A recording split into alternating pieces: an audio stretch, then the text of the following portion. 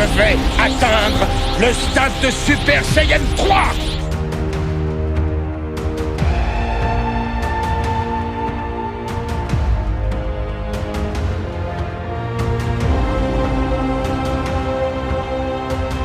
Excusez-moi si je vous ai fait un peu attendre. Ah, il faut dire qu'à cette époque, les transformations dans Dragon Ball, c'était vraiment quelque chose. Arrivant un peu comme une surprise inattendue, alors qu'on pensait que Gohan avait atteint le maximum de la capacité d'un Saiyan. Akira Toriyama va nous démontrer une fois de plus que les Saiyans puisent en eux une véritable puissance colossale. Si nous avons déjà évoqué le Super Saiyan 4, il était temps aujourd'hui de s'arrêter sur une des plus magnifiques transformations injustement laissées à l'abandon. Je parle bien évidemment du Super Saiyan 3. Dans cette vidéo, nous retracerons le parcours de cette transformation en allant analyser son apparition dans l'œuvre. Nous explorerons ses avantages et ses inconvénients en essayant de comprendre pourquoi si peu de guerriers ont réussi à la maîtriser. Mais pour commencer, donnons un peu de contexte et revenons à la base de sa création. J'ai préféré ne pas te révéler tout de suite mon secret. Alors que Toriyama pense livrer son ultime chapitre avec l'arc Cell, les spectateurs persuadés que Goku a atteint le niveau ultime avec son Super Saiyan maîtrisé. Celui-ci abandonne le combat pour laisser son fils Gohan aller au charbon, considérant que son fils est le seul guerrier suffisamment fort pour éradiquer la menace Cell. Celui-ci arrivant quasiment au même niveau que son père, maîtrisé dès son jeune âge, sous les instructions de celui-ci. Un petit garçon inoffensif. Ma force n'atteignait même pas un dixième de la sienne. D'accord, mais... Donc le Super Saiyan dans un état maîtrisé. Bon, pour l'instant, je vais quand même faire la passe des transformations Super Vegeta et Super Trunks 2, quoi qu'on y reviendra un peu tout à l'heure. Gohan avait déjà démontré par le passé son potentiel de combat, souvent justifié par son métissage, n'étant pas un Saiyan pur, ayant de ce fait de l'ADN terrien qui lui octroie cette mystérieuse puissance. Ainsi, face à Cell, il libère sa rage et débloque un tout nouveau niveau de transformation supérieur à celui du Super Saiyan. Donc à ce moment-là de l'histoire, deux questions se posent. Quelle est cette transformation? Et Gohan est-il le seul à pouvoir atteindre ce niveau?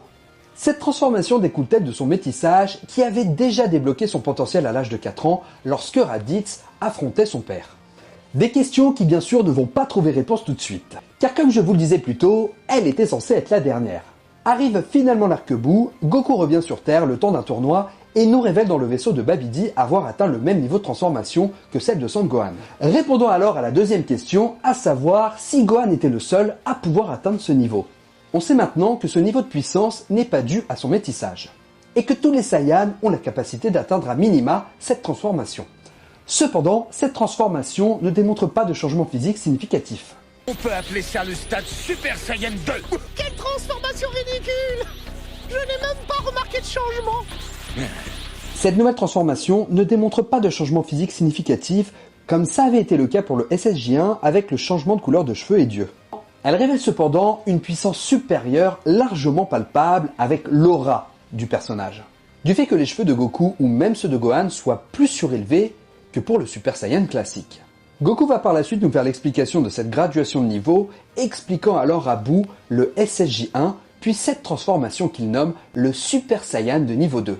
C'est alors qu'il explique avoir atteint le niveau au-dessus, et cette fois-ci, on va avoir ce changement physique.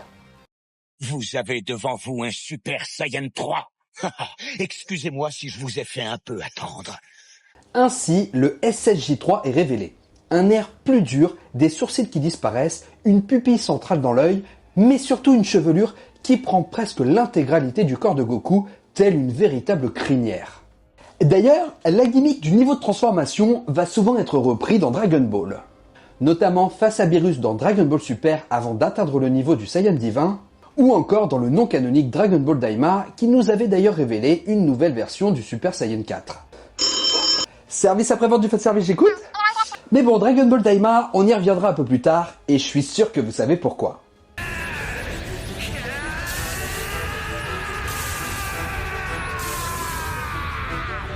Et face à ce car design incroyable, qu'est-ce qui a inspiré Toriyama à proposer cette chevelure immense, et surtout, la disparition des sourcils? Akira Toriyama a déjà expliqué que le SSJ3 était sa forme préférée en termes de design. L'objectif de cette transformation était initialement de pouvoir revenir aux origines bestiales des Saiyans et leur esprit de singe Ozaru. Ce que va d'ailleurs faire plus tard Dragon Ball GT en une version bien mieux exécutée pour le SSJ4. Mais si vous voulez plus de précision, la vidéo dédiée est dispo juste ici. Il avait d'ailleurs proposé un premier design où Goku, dénoué de sa grande crinière dorée, avait tout de même les cheveux légèrement plus longs, les sourcils absents, mais surtout, il arborait de nouveau sa queue de sage, un pas 10 si emblématique pour la race des Saiyans. Mais malgré ce design incroyable et cette démonstration de force, la transformation du SSJ3 pose cependant un problème de taille. C'est qu'elle est extrêmement énergivore, non seulement pour le personnage, mais également pour les équipes d'animation. On comprend que Goku a réussi à atteindre ce niveau dans l'autre monde, ayant réussi à transformer son enveloppe charnelle alors que celui-ci est mort. Et de sa condition, on peut présupposer que la pseudo-absence de consommation de son corps, ou tout du moins une consommation beaucoup moins importante, ont permis à son corps de supporter la transformation dans l'autre monde. Mais sur Terre, on voit bien que cette transformation a un coût pour Goku qui ne peut plus rester aussi longtemps que prévu sur Terre. Et une fois ressuscité, on voit bien que face à Kid Buu, celui-ci rencontre de grosses difficultés pour conserver cette forme. Et c'est ça que j'aime bien dans Dragon Ball, c'est le fait qu'un niveau supérieur ait un coût et que chaque transformation ait son sacerdoce. Faisant d'ailleurs écho aux transformations que nous avons évoquées tout à l'heure, à savoir Super Vegeta ou Super Trunk, jugés inutilisables à cause de la perte de vitesse des guerriers.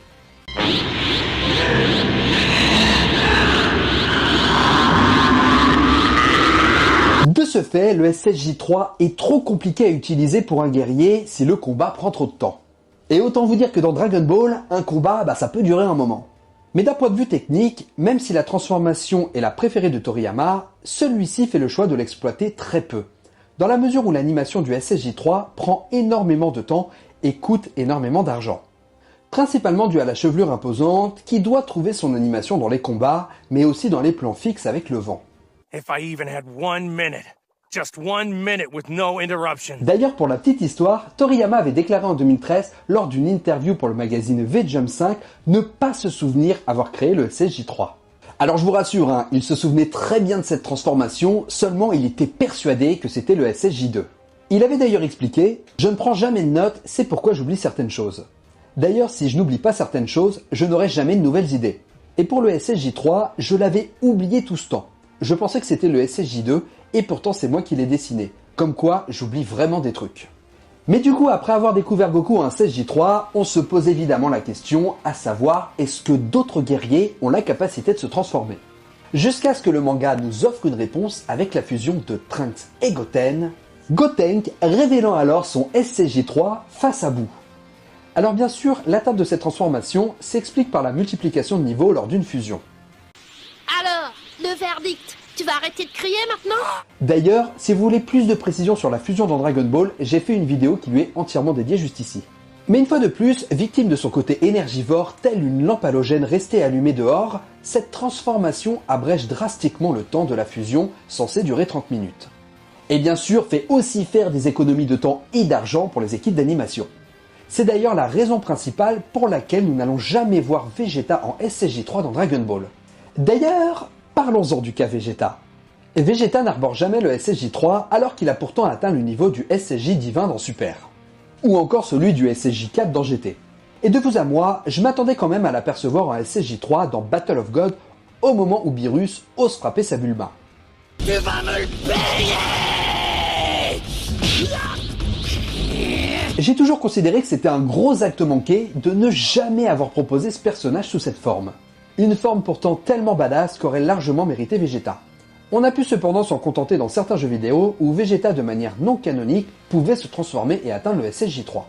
Not an ordinary Super Saiyan. I'm Super Saiyan 3. Cependant, est-ce que le fait de ne jamais l'avoir vu sous cette forme signifie qu'il n'a jamais atteint ce niveau? On peut décemment imaginer que 7 ans après les événements de l'arc Buu, Vegeta s'étant entraîné pour le nouveau Tenkaichi Budokai, et dans sa volonté de vouloir surpasser Goku, celui-ci alors impatient de pouvoir l'affronter, on peut se laisser convaincre quant à l'idée de se dire que Vegeta a atteint le même niveau que Goku, et donc qu'il a réussi à se transformer en Super Saiyan 3. Et si Goku ne s'était pas enfui du tournoi avec Oob, celui-ci aurait sans doute pu la présenter au public. Mais après plusieurs années de patience, ce sera finalement l'anime Dragon Ball Daima qui va nous révéler pour la première fois Vegeta en SSJ3. Clairement, on va pas faire aujourd'hui l'analyse de la proposition plus que moyenne qu'a été Dragon Ball Daima. Tout du moins sur son écriture et bien évidemment sa direction scénaristique. Mais on peut toutefois lui accorder quelques bonnes notes sur le fanservice et la photographie. Oui, tout à fait, dans Daima, exactement. Bonne journée, monsieur. L'anime ayant donné un second souffle au SSJ4 avec un nouveau card design que j'ai trouvé assez convaincant. Pour le design, hein, calmez-vous. Goku proposant alors son habituelle démonstration des différents niveaux avec bien sûr le SSJ3 et ajoutant dans le process le SSJ4. Et de son côté, Vegeta va nous présenter ce que je considère comme un rêve de gosse, son SSJ3. Oui, arrêtez de mentir, je suis sûr qu'il y en a plein qui ont kiffé. Dans un premier temps, on le découvre avec sa version enfant, et franchement, là ça fait pas rêver. Par contre, n'en déplaise aux détracteurs du SSJ3 de Vegeta, mais adulte, je le trouve incroyable. Et même si le design a été orienté pour faciliter l'animation en ayant une crinière figée vers le haut, je trouve que c'était une excellente idée de proposer un design de la chevelure différente de celle de Goku. De plus, la proposition est cohérente dans la mesure où Vegeta a bien ses cheveux qui sont dressés vers le haut tout le temps. Donc comme nous l'avons vu, le SSJ3 est une des meilleures transformations, étant même la préférée de Toriyama. J'ai d'ailleurs toujours trouvé dommage que son exploitation ait été autant éphémère dans le manga. Arrivant dans le dernier acte de DBZ, puis complètement abandonné par DBS, le SSJ3 n'étant plus qu'une simple transformation de transition, Goku et Vegeta passant directement du SSJ1 au SSJ God. On fait presque du SSJ3 quelque chose d'anecdotique au vu des multiples transformations de nos héros qui deviennent presque une sorte de coutume à chaque nouvel arc. Chose qui désacralise totalement ce qui était à la base toute la symbolique du SSJ. Dragon Ball GT a également très peu exploité cette transformation. Goku redevenu enfant ne va s'en servir quasiment uniquement que contre le bébé mutant.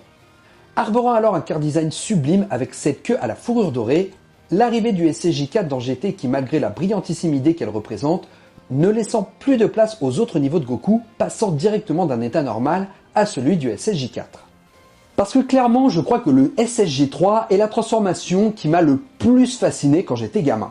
Et à chaque upgrade de personnage, j'avais ce côté irrationnel d'espérer voir un personnage atteindre ce niveau, comme Trunks dans DBS qui va en réalité débloquer une sorte de Saiyan divin annexe. La preuve en est que même les formes fusionnées de Goku et Vegeta, telles que Gogeta ou Végéto, n'arborent même pas cette transformation. Bon après il faut dire que Végéto il en a pas eu tellement besoin et pour Gogeta il passe forcément directement au stade de divin. En fait, j'ai un peu comme un sentiment d'inachevé avec le SSJ3.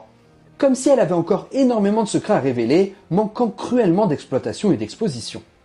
Alors je dis pas que tous les Saiyans doivent atteindre ce niveau, dans la mesure où c'est intéressant que chaque personnage ait sa propre transformation. Mais à côté de l'exclusivité, je pense qu'elle mérite peut-être un traitement honorable comme une réconciliation avec Ozaru, tout du moins pour Super ou Z. Et pourquoi pas offrir une version SSJ3 en mode divin? Non là ça risque de faire un peu too much là quand même. En fait, je pense que je garde une rancœur du fait que le SSJ3 est une transformation qui a totalement été mise à l'écart. Et c'est sur ces belles paroles que je vais terminer cette vidéo, et si vous voulez militer avec moi pour que le SSJ3 soit mieux représenté, n'hésitez pas à liker, partager, commenter, c'est ce qui aide le plus la chaîne. Vous pouvez également devenir membre soutien et avoir accès à des contenus en avant-première. En attendant, pensez à vous abonner pour ne pas rater les prochaines vidéos. Moi je vous laisse, ciao les amis.